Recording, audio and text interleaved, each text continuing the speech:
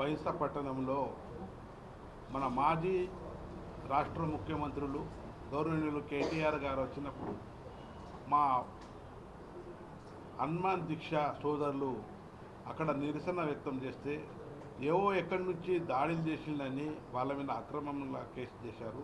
ఇప్పుడే మా సోదరులు పాయల్ శంకర్ గారు చెప్పారు, హనుమాన్ దీక్షలో ఉన్న వాళ్ళ దగ్గర గుడ్లు ఉంటాయా, హనుమాన్ దీక్ష ఉన్న వాళ్ళ కట్టెలు ఉంటాయా, హనుమాన్ దీక్ష వాళ్ళ దగ్గర మాల జపం మాల ఉంటుంది.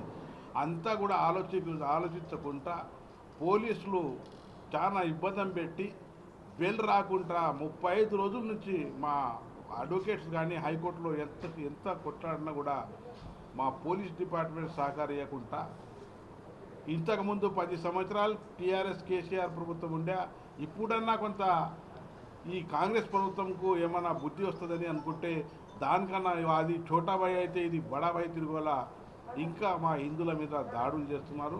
ఖచ్చితంగా మేము పార్లమెంట్లో మా సోదరులు ఏదైతే గోటాం నాగేష్ గారు ఉన్నారో వాళ్ళు కూడా అక్కడ క్వశ్చన్ చేస్తారు.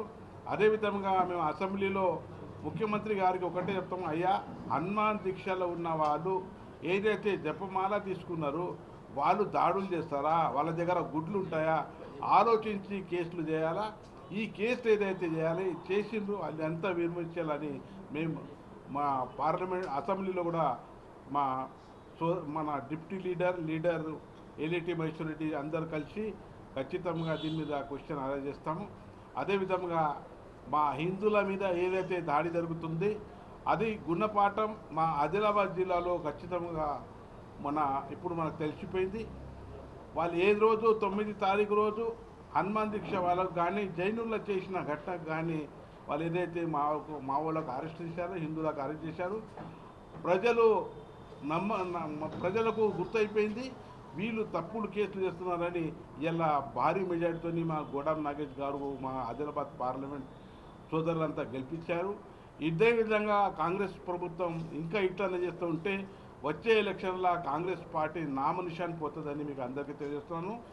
ఏదైతే ఈ మా హనుమాన్ దీక్ష సోదరుల మీద దాడి జరిగింది దానికి ఖచ్చితంగా నిరసన వ్యక్తం చేస్తూ అసెంబ్లీలో కూడా దీనికి క్వశ్చన్ అరేంజ్ చేసి ఈ కేసులు వివరించాలని కోరుకుంటాం.